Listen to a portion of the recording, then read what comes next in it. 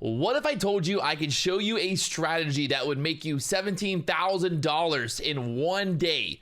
$17,000 in one day trading futures. What if I told you that was very possible, and I'm going to show you the exact setup, the whole entire strategy right here in this video.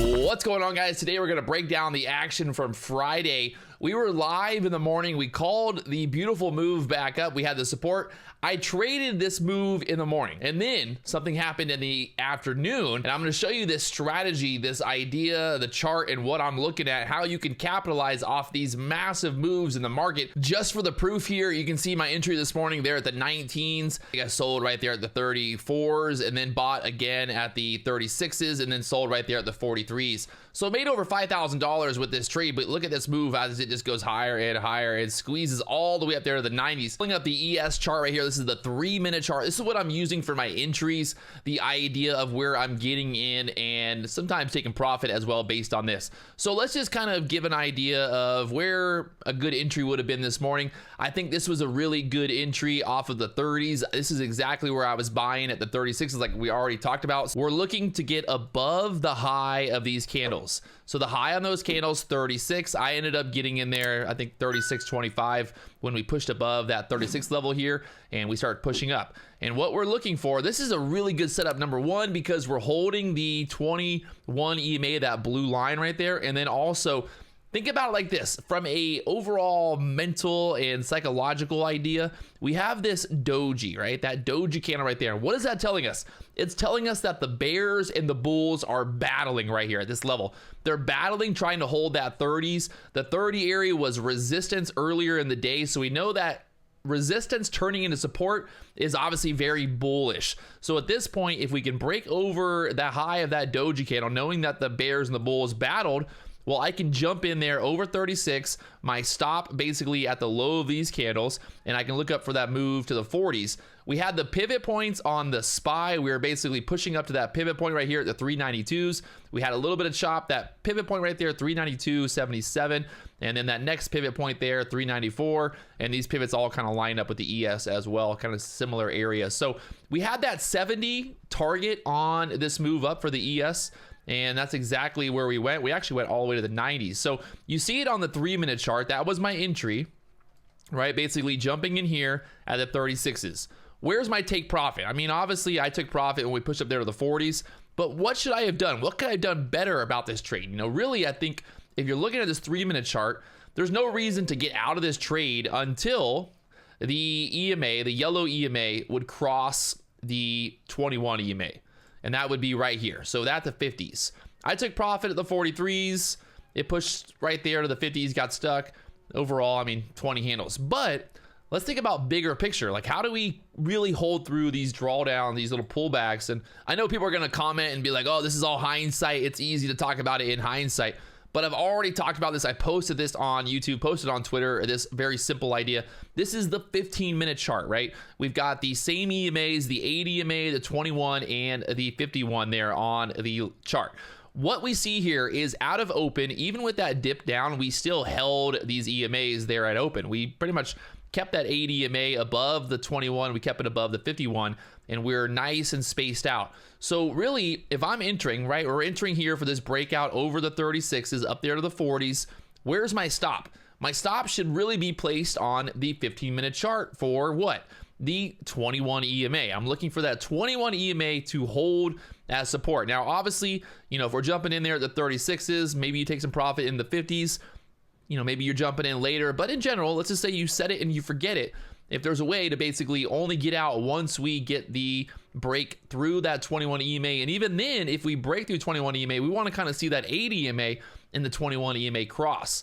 And look at this move here. Even again, buying this breakout from the break over the 50s, you could have bought that breakout. Look at that move there from the 50s all the way up there to the 87s. So, you know, you totally could have taken profit here at that resistance and then jumped back in again. But let's just say, like, you know, you wanted to just hold and basically look for the biggest move possible. Well, if you bought there at the 30s, you could have basically held this move all day long because we didn't break to the 21 there and we held it on the 15. So there's a lot of power to this move. And this is very similar to the other day as well here when we had that big trending day. Same exact setup. You get the breakdown on the downside. We get the 80 EMA, the 21 and the 51 all perfectly lined up there. And look at that move. You could have stayed short through that entire move there on Wednesday. So it's very interesting to kind of think about this. Like, can I really maximize my profits here? And especially like on a choppy day, I think it's really good to see as well.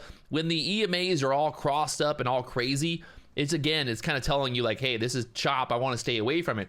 But when the EMAs are looking all nice and beautiful like this, when they're spaced out, there's that nice space between them.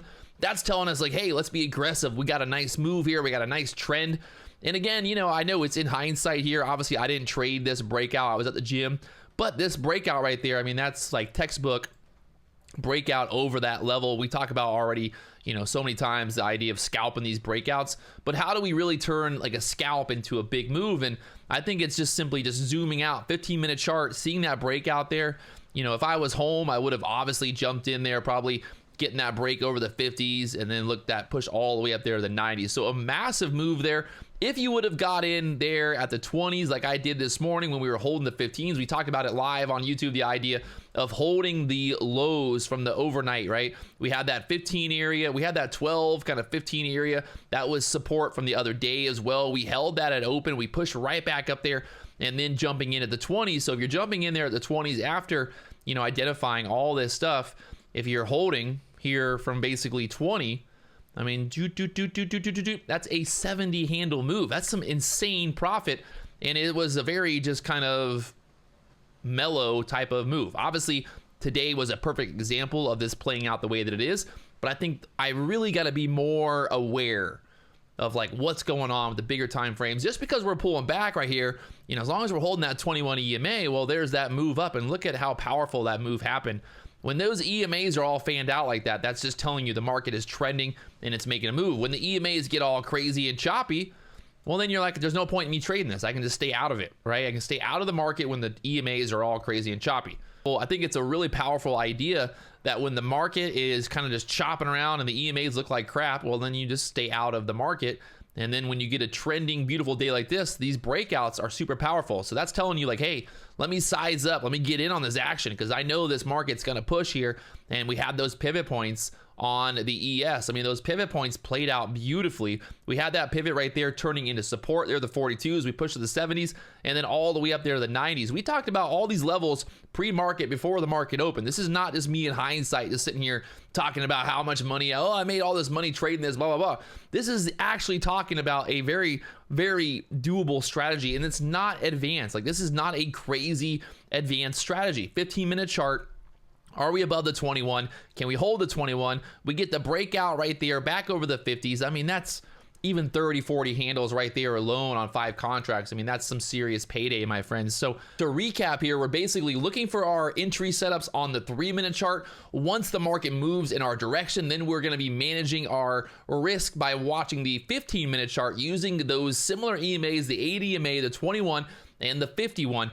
I would say as long as we stay above that 51 EMA on the 15-minute chart, it's still bullish and we're looking to capitalize off momentum to the upside. When the market wants to trend higher and it wants to push up, today it's up 1.8% on the day and it hasn't even been that big of a move. But when we get those opportunities when the market's trending and it's beautiful and it's all just happening, that's when we need to capitalize, because when the market's chopping, we need to pull back. If the market's not giving us setups, we need to slow down, press the brakes, size down, and then wait for that day like today or Wednesday, Friday and Wednesday, insane moves to ride the momentum, to ride the trend, and a great example of what you should be doing and what you shouldn't be doing when it comes to trading. If you're trading the chop, you don't know what's going on, you're losing money, well, there's probably something wrong with your strategy. If your strategy is very simple and the only strategy that you really have is looking for pivots, looking for breakouts, and then riding the EMAs, you don't need to overcomplicate things.